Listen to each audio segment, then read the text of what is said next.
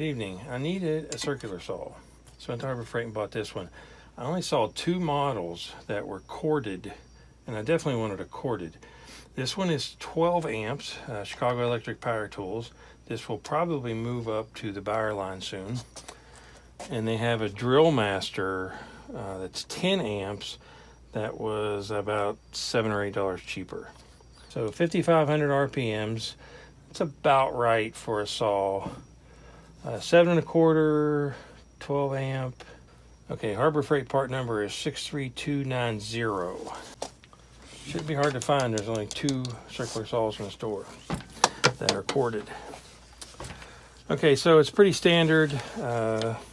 Never could get the laser to work. When I opened the saw, it had batteries in it. I actually took them inside and put them on a tester, and they're bad. And they're actually leaking just a little. Probably why they're bad. So I went and got a couple extras.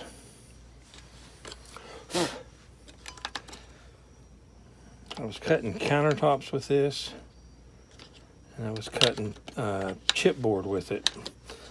Creates a lot of dust.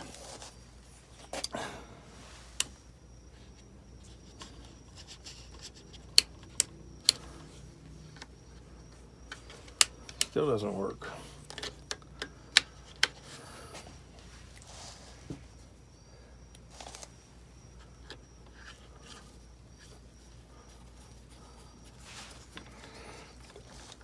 I'd rather have a clip on here, but I can understand why they put a screw, because this might see some rough service. Okay, the batteries were dead in this. I replaced them. It still doesn't work. I don't think it ever did work. I don't use that regularly, so I don't have a problem with that. I mostly clamp a straight edge on stuff. That might have been nice cutting the countertops, because there is a place you can't put a straight edge. So pretty standard stuff.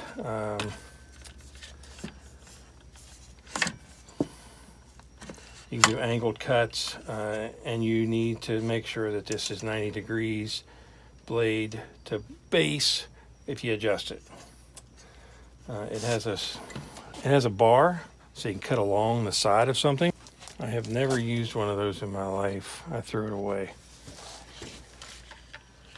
If I need to make a cut on something like that, I'll put a straight edge down and cut along it, or I'll cut it on a table saw. Now this does have one unique feature, and that is there is a motor lock. It's just a press in, just like you would find on a router, any spinning tool, and that keeps the blade. There, I turned it around and it slipped in there. There is some give in that, but it overall won't let it turn. Makes attaching this a lot easier. Now that black very much surprised me, but that came off of the laminate on the countertop. At least a little surprised about that, but what happened? Now, this was a fine finish blade, cut perfect. Very impressed with the blade. The saw, I don't want to say it had extra power, but it had plenty of power. The other neat thing is you can adjust depth of cut.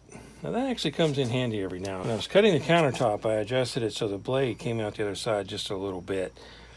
I think that gives a better cut on the countertop. It might not. But the cut on the countertop was just about perfect. So lock that back in place. I like that because if you do have to get clearance on something, that helps also. Okay, if you're using it and you're doing a cut, you can pull the guard out of the way. Once you get the back of the blade in over the board you're cutting, you can let that go and it'll hold itself. It's got that rounded edge right there. That should work perfect. And it did for me. It has a chute for all the dust, but it has a screw hole there, which leads me to believe you could put maybe some type of dust collection on it, although you very seldom see dust collection on a circular saw. Overall, just a nice utility saw, nothing fancy, nothing great and powerful. 12 amps will do the job.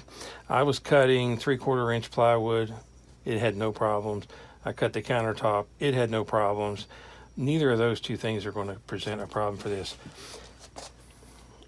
I use this to break down sheets of plywood. I had a saw that was probably better than this one. I think it was a 15 amp Skill, and I gave it to my nephew. He needed one, and I don't use it that often. I thought, well, when I need one again, I'll go buy one. So I needed one. I went and bought one. It was $39 with a % off. I'm assuming it was 20. I honestly don't remember. I needed a saw, whatever the best deal I could get at the time.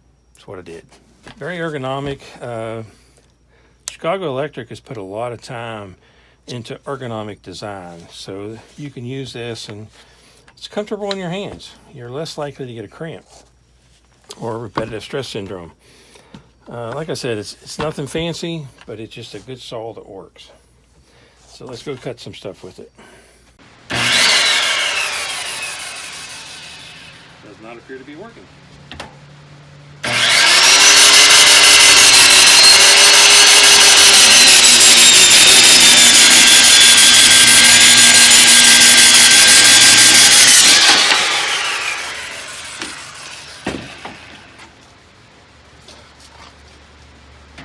Okay, so there we go.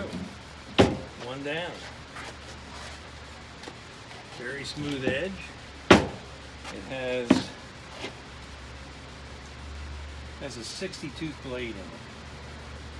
I did that to get fine finishing on the countertop. Not sure it absolutely mattered, and maybe I should have got a plywood blade, but this one seemed to work fine. Works good on this OSB. I'm just going to keep doing this until I cut a half a sheet off. Once I cut a half a sheet off, I need the other half to be platform. So I'll just keep doing that right down through here. Okay, this isn't that heavy. I would have preferred to have maybe a 15 amp, just so I could cut something a little thicker and not move slow. But the 12, as you saw, did 3/4 inch plywood fairly quickly. I didn't have any problems with it.